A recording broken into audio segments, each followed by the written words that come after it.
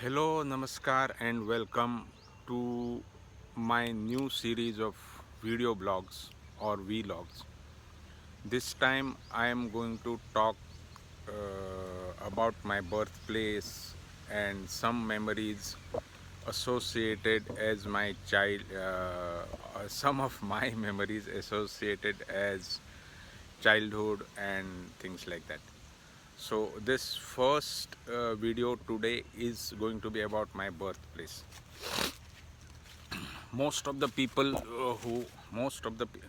I'm positioning myself a little right here. Most of the people who already know me would say, we know you are from Goa, and we know Goa. We have been to Goa several times. We have been as tourists. I'm not talking about the people living in Goa. But I'm not going to talk about Goa. This is about my birthplace, which is a part of Goa, because entire Goa is not same. There are different geographical regions in Goa, and today I'm going to talk about Sattari.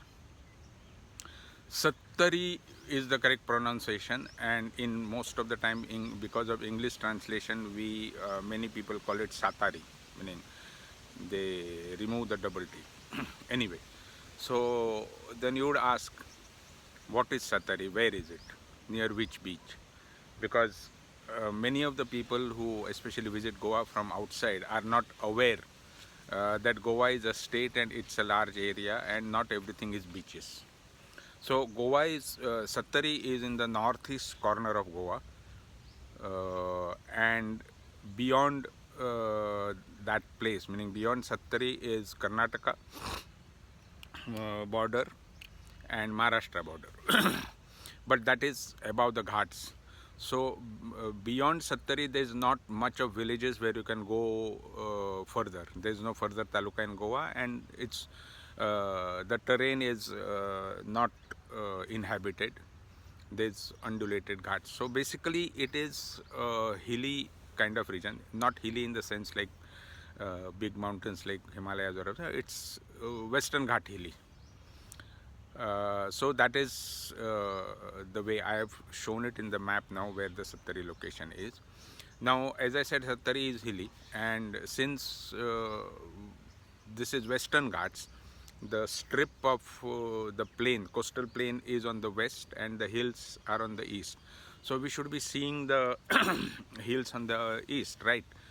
No, but we could actually see them on the north side. My mother used to show me here, there it is, from our field, that there it is. Those are the ghats, and at sometimes during we could see a wall-like thing there, like a cliff from far away, and sometimes during the monsoons we could even see waterfalls.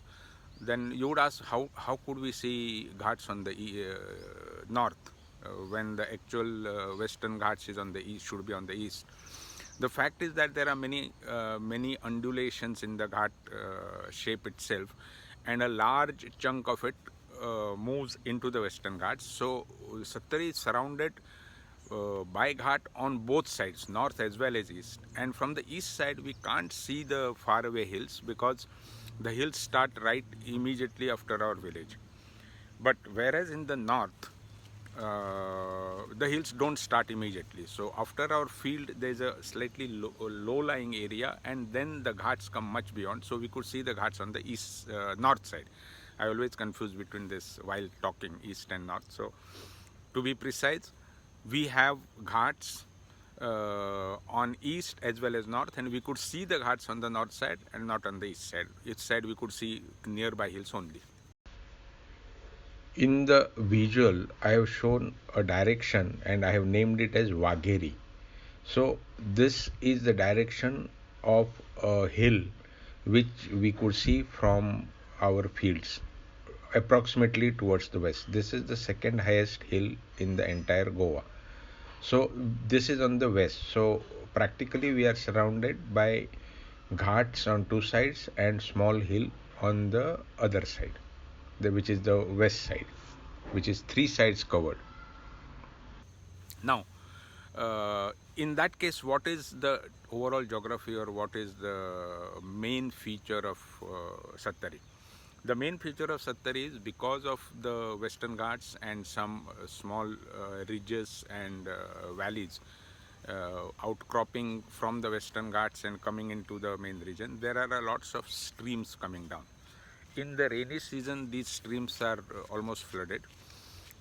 But in summer also, because of the hills, the water is stored inside the hills, and it comes down as a trickles down as a groundwater. Those streams are not containing too much of water, but the entire economy from past has been relying on those streams. So those streams are called as Vhal in Konkani, and on that Vhal we have small dams, what is called as a bandh. Small dam which is about 10 to 15 or 20 feet by in width, and maybe not more than 10 feet deep. So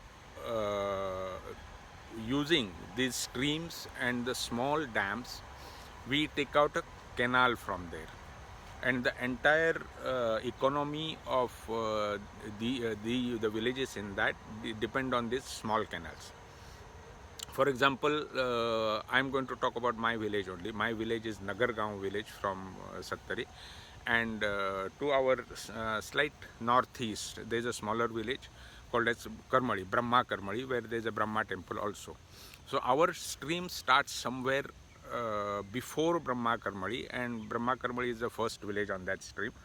So the first bandh or the dam is for the Brahma Karmali village, which is near one of our relatives called Sandeep Kelkar. Then the next one would be the part or the canal which comes from another portion of Karmani village. There was a person, one of our close family friends called Yashwant Gadgil. His property is there, so the part is to come from there. His son is Milind Gadgil now, many people would be knowing. Now beyond that, immediately after that is our dam, our bandh. So we have a small portion of land in Karmali also, which is, and adjacent to that we have this small dam. Now that small dam is actually on the border of Nagargaon and Karmali, and the part or the canal comes undulating from that part to our village. I'm showing it in the Google map also besides this.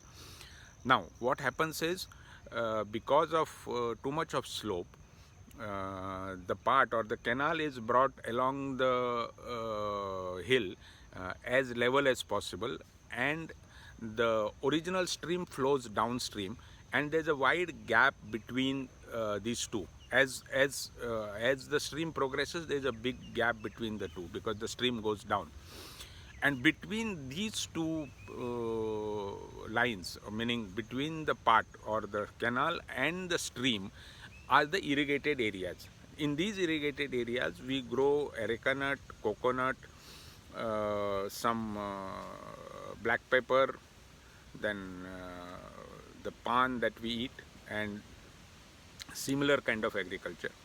Now there's a very important feature.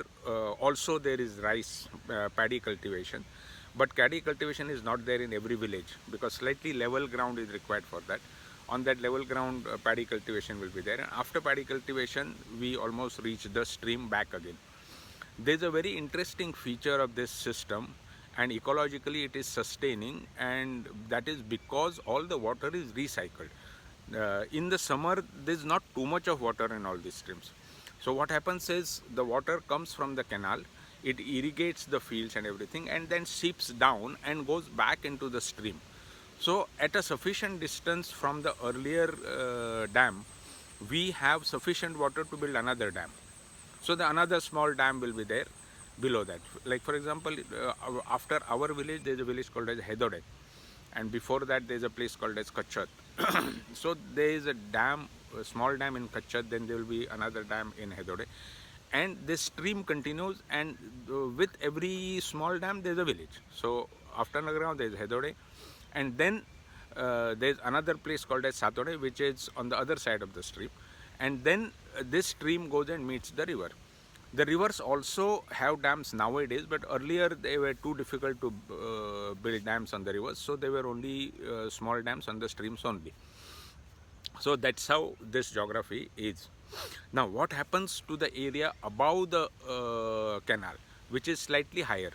So, above the canal, those places are not irrigated, and there we grow cashews. Earlier, people used to cut the forest and grow ragi, uh, and then crop it for 1 year, and some other next year they would cut some other forest. But nowadays that cutting of forest has stopped, and almost all forests are converted, or nearby the village are converted into cashew plantations. The more modern is the cashew plantations were not as economical, so some people have grown rubber. That technology or that crop has come from Kerala, and rubber is also being grown. So that is overall the geography and overall picture of my small taluka called Sattari, which is almost entirely sustained on agriculture. It was rather. Nowadays it's sustained more on jobs. So I hope you like this video. I'll have a more series on this and a little more on Goa. Thank you for watching.